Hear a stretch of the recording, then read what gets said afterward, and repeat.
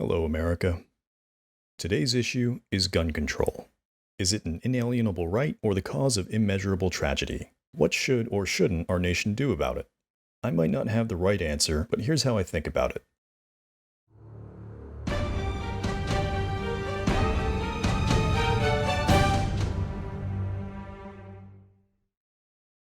Let's start with a broad question. What should we do about gun control in America? Well, one broad way of thinking about it is that we can be somewhere on this scale of less restrictive or more restrictive. On the left, it's a Mad Max style free for all. On the right, the government confiscates anything sharper than a pair of safety scissors.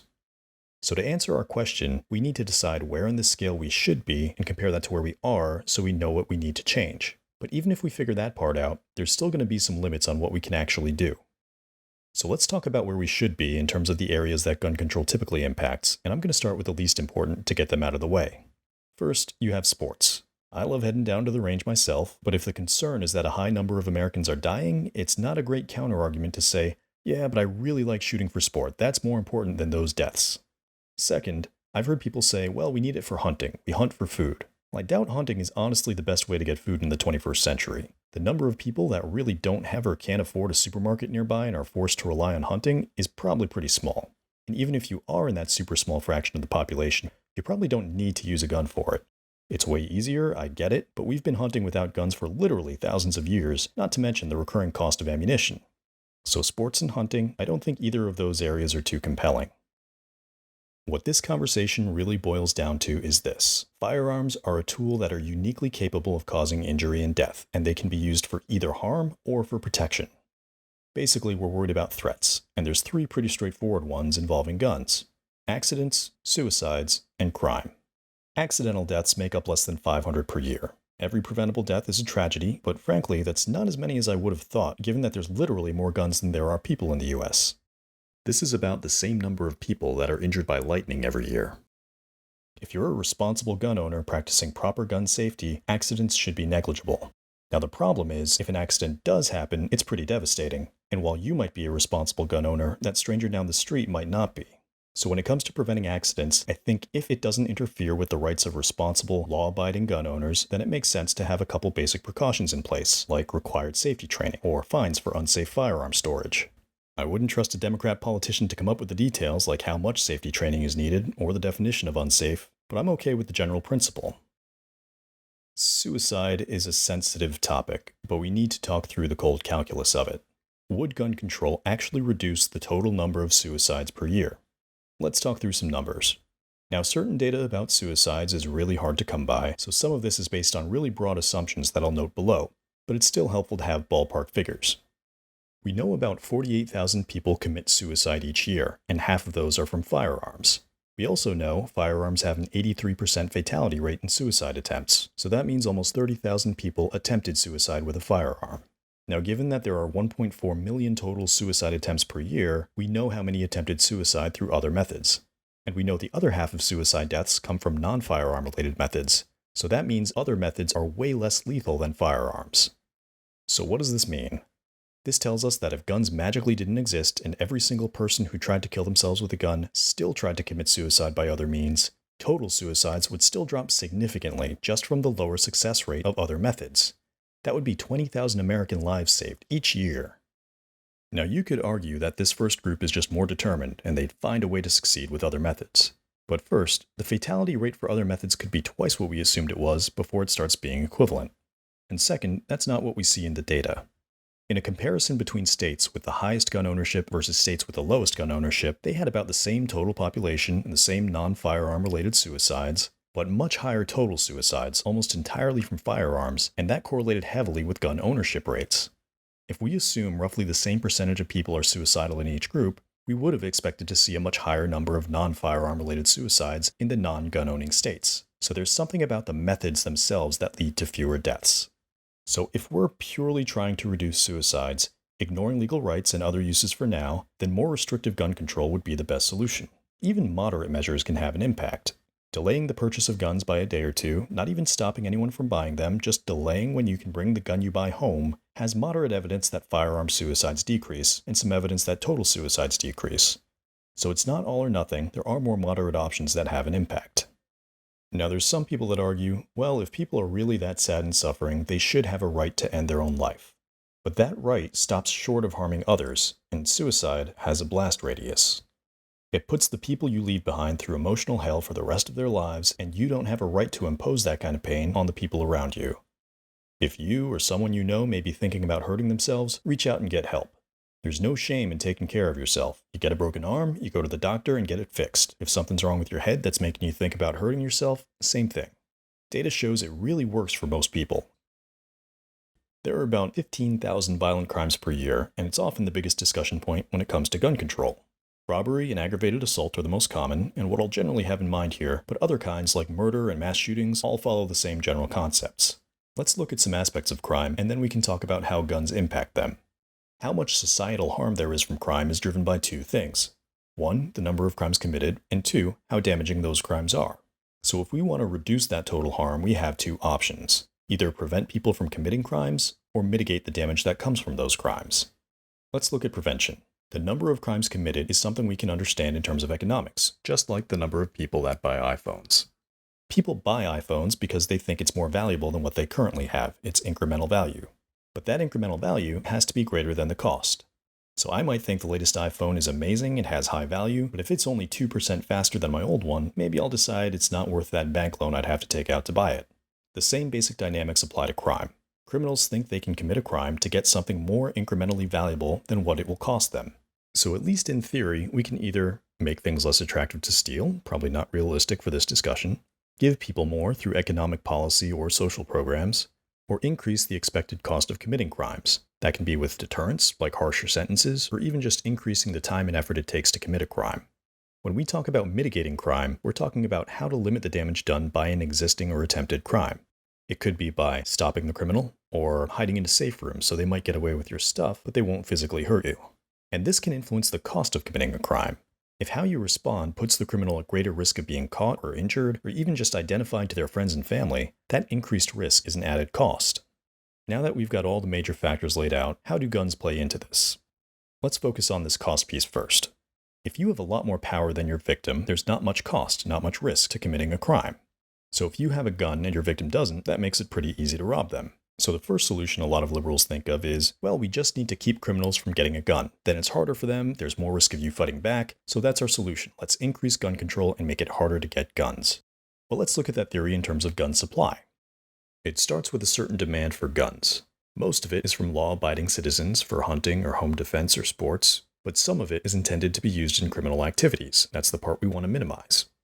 Gun manufacturers see all the legitimate demand and manufacture as many as they possibly can profit off of, selling to customers through channels like gun stores or dealers. So how criminals get a hold of these is at some point down the line, the guns generally had to be siphoned off of this legitimate supply chain, either by theft or illegal transactions or getting a friend to buy it for them. Some of these bad weapons are taken out of circulation every year when they're confiscated by police, but a relatively small amount. Now, if we increase restrictions, we're basically artificially limiting or reducing the legitimate demand for guns, so manufacturers produce less, the supply is easier to control, and fewer weapons make their way into the criminal markets. If we have no restrictions, opposite's probably going to happen. So great, we turn this up to the max, restrict the gun control demand, and that cuts off guns to criminals, right? Well, not exactly. There are already so many guns already in circulation in the US, more guns than there are people in fact, so it may help slow down the new supply, but realistically, it's probably not going to have an impact for a long time. Second, even if it did help reduce the supply of guns and fewer criminals were able to get their hands on them, that doesn't do anything for the criminals that are lucky or wealthy enough to still get a hold of them. So if you do still find yourself in that situation as an average victim, you have no way to mitigate it. Your only option is to call the police and wait for them, which takes about 5 to 10 minutes in a big city, and even longer the more rural of an area you're in. So that's a long time to be twiddling your thumbs in a life or death situation with you and your family at risk. And even when police do get there, that can come with all sorts of other complications, as we've seen a few prominent examples of in 2020. On the other hand, if you have a firearm too, that does a couple of things. One, it gives you a viable option for defense immediately, so it helps mitigate. Second, the more people that are armed, the more risk a criminal is taking by robbing someone, so that higher risk makes committing a crime more costly. Now, if you are one of those people who doesn't want to or can't purchase a gun for whatever reason, yeah, that's not great, but that's no different than the scenario before. Now, some people might say, that's not a great way to live. Saying let's all behave because everyone can kill each other at any time is basically mutually assured destruction. That's fair, but if it works, it might just be the least bad way. There's more nuance to this, but if I had to choose a broad approach, I think low gun restrictions are the better option for crime. They provide both a deterrent and an immediate response option. More restrictions wouldn't reduce guns among criminals for a long time, and it limits ordinary citizens from defending themselves. Now, there's one more threat in the gun control debate, and that's the government itself. I know this is the one that sounds ridiculous to a lot of liberals out there, but hear me out. The argument goes that if there's ever a tyrannical government, whether it's a foreign invasion or our government abuses their power, then having an armed citizenry is a good defense. So there's two key questions. What's the risk that we could ever actually be in that situation? And if we are, will all those privately owned guns even help? First, we're not going to get invaded, at least not traditionally. Our geography alone makes invading and holding America almost impossible. We're surrounded on two sides by the world's biggest oceans, the north and south are harsh terrain, and we have a huge amount of landmass to occupy. Unless we ourselves split up, a traditional foreign invasion isn't a serious scenario. The second scenario, however, government abuse of power, is worth a little more discussion. If you're in a comfortable place in life, it's hard to imagine things suddenly getting that bad, but we know there are power-hungry people out there, so my question to you is, are our systems, our society, and our institutions really that foolproof to stop someone who's smart and has bad intentions from achieving their goal? What specific mechanisms do you think we have that we can confidently say, yes, there's almost no chance someone could twist things little by little into that here? No matter which side you have in mind as a threat, either Democrat or Republican, I think 2020 gave everyone on both sides a glimpse of just how delicate our democracy really can be. I'm not claiming that it is happening or will definitely happen, but it's a really bad outcome, and it's not so unlikely that we shouldn't have some kind of defense against it. We should have insurance, is all I'm saying. So let's say we do find ourselves in that scenario and the government turns on us. How will guns even help? One argument I hear is, you're not going to beat the army, a rifle's not going to do anything against tanks and bombers anyway. And that's true, which is exactly why you wouldn't try to fight like that. The goal isn't a conventional military victory, it's to keep causing headaches for the government with unconventional warfare and insurgent-style tactics until they make concessions or give up. Afghanistan, Iraq, Vietnam, I think all those prove pretty well that insurgencies can still get results against a more powerful conventional enemy. Even looking at the protests in Hong Kong and across the US, it doesn't take a lot of resources, just ingenuity and perseverance to cause problems for the government, and a well-armed populace makes that way more effective. Now, there is a huge downside to this. Who decides when the government has crossed the line into tyranny? Telling people you have the right to an armed rebellion in some circumstances, but never elaborating on what those circumstances are, can lead to some pretty bad ambiguous situations. That said, I don't think most people are going to want to start a civil war over, say, a parking ticket. So although the lack of clarity is uncomfortable, I don't think this will get invoked frivolously. So overall, even though I hate sounding paranoid, I think defense against a tyrannical government is actually a good reason to be less restrictive on firearms. Hopefully we'll never have a need for it, but if we do, this is by far our best insurance policy.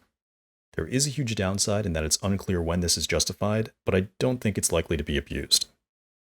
If you're advocating for any kind of change, you should know where you want to go, which we just discussed, and where you currently are. I suspect a lot of people that protest for more gun control measures don't know as much about the where we are part beyond the fact that gun violence seems to happen pretty often in America. When it comes to gun control, I think these are some of the areas you should have a general understanding of before recommending we change our current laws or culture. First, you should probably know what the current laws are. If you wanted to go buy a gun right now, what are your legal options? What would the requirements be? Background checks, waiting periods? What are the loopholes, if any, and when do they apply? Second, you should know something about firearms themselves. You don't need to be John Wick, but you should at least know what an automatic versus semi-automatic is, different round types and their basic properties, and different types of firearms. Third, know something about the culture. If you suspect firearm accidents are a problem, go to a range and take a basic safety course, or at least watch a few instructional YouTube videos. See how seriously the typical gun owner takes gun safety when handling their weapons. Don't just go off of what you see on TV or the outliers on the news. Lastly, you should know the data behind what you're trying to change so you can target the right problem. For example, if you're trying to mitigate mass shootings with more gun control, you may want to think about which type of weapon has the highest number of casualties per incident. Finally, we need to consider limitations. Even if we know what we want to change, there may be restrictions on what we can change. There could be practical constraints. If you think we should round up every gun in America and melt them down into a statue of Barack Obama, that's probably not even going to be physically or financially possible.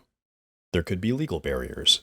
I'm not qualified to get into the details, but the basics are in the Constitution. A well-regulated militia being necessary to the security of a free state, the right of the people to keep and bear arms shall not be infringed. The Supreme Court, as the ultimate deciders of what's constitutional, ruled in Heller v. District of Columbia that the Second Amendment covers individual ownership of firearms for self-defense purposes. It also upheld that, like all rights, there are limits. The government can restrict certain kinds of weapons, where they can be carried, like schools and government buildings, and who can't have them, like felons and the mentally ill. And this wasn't some liberal Obama-era court, this was delivered by Justice Antonin Scalia. I actually strongly disagree with the court's interpretation, but I'll save that for another video. Either way, that's what the current law of the land is. If you disagree and you want to change that, whether it's to guarantee stronger Second Amendment protections or you think it's outdated and want to do away with it, you're going to need political resources. There are legal mechanisms to change any law or pass any new amendment you want, you're just going to need enough political influence to do it, and that may be tough to get. Finally, there's moral constraints. Even if something is practical and legal, there may still be fundamental rights that you shouldn't violate. For me, I consider the right to defend your home and loved ones a basic right, no matter what Congress or even the Constitution says. That's a values question. You can debate it more, but there's no strictly right or wrong answer. Now, before we wrap up, let's quickly cover some bad arguments that I keep hearing come up around gun control. There's no point. Criminals don't follow the law and they'll just get guns anyways. That's kind of an argument against laws in general, and it ignores why laws exist. Laws don't really stop people, laws make it so you can punish people for breaking them afterwards, and hopefully that punishment deters people from doing it in the future. But I don't think anyone really expects that a law will stop all people from doing something. It's hypocritical. Pro-gun control liberals still use private security and call the police who all use guns. Yes, but all of those people are trained professionals who are easily identified and held accountable to certain organizational standards, at least in theory. It's not hypocritical to want someone with a PhD to do your brain surgery, but not a random guy off the street. Well, other things kill people and they're not banned, like cars or planes. First, these other things have a really high value besides hurting people. They bring lots of benefits to the economy and society that outweigh the damage they do. Second, they may not be completely banned, but they are heavily regulated. You need permission to drive through a license, you have to drive safely by wearing seatbelts and following speed limits, and your car is physically restricted with a governor to limit its speed. Now, what didn't we talk about? This was a really broad look with an oversimplified, less or more restrictive scale. But in reality, we're usually talking about specific measures for specific groups of people. That's an important nuance that politicians will gloss over to try and get you to think their opponent is either anti or pro-gun, whatever is going to get you to vote for them. For example, if you're talking about gun control in New York City, you may think preventing accidents is a much higher priority than responding to crime. If there's a policeman on every corner, they can respond much better to individual crimes as your mitigation measure. But if someone accidentally shoots a gun, it's a lot more likely to hit someone than in, say, Nebraska, because there's just so many people packed in close together. The risks are very different for different situations. So where does this leave us? At the very broad level that we discussed, I'm in favor of less restrictive gun control. There are some important areas where firearm restrictions have better outcomes, like accidents and suicide prevention. However, there are more important areas to me where lighter restrictions are better, like crime prevention and as a defense against a government gone bad. Even though we may not be likely to find ourselves in that second situation, the consequences of it would be bad enough to where a well-armed populace is our best insurance policy. And finally, I don't think we can encroach on the individual right to defend yourself against realistic threats. So that's how I think about gun control at a broad level. Let me know what you think in the comments. Am I wrong about anything? Did I miss some key factors or other arguments? Let me know down below. If you think this type of content is useful, then consider the like, share, or subscribe button. The more that happens, the more YouTube will show this to other people that may need it. Thanks again, and I'll see you next time.